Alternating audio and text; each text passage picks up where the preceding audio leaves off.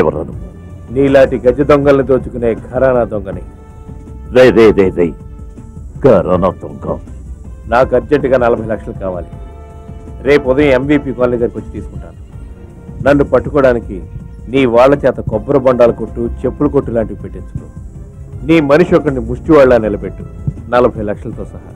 నీ ప్రాబ్లం ఏంటో చెప్పు, మొత్తంగా తీర్చేస్తా. మొత్తంగా తీర్చడం కుదరదు.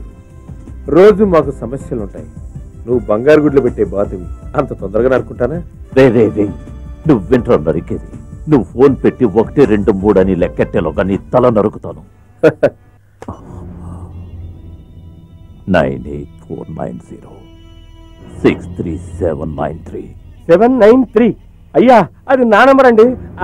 అది కాదండి, మన సమస్యని మనుషులు ఎవరు తీర్చలేరు, దేవుడైనా తీరుస్తాడేమోనని గుడికి వెళ్ళాను.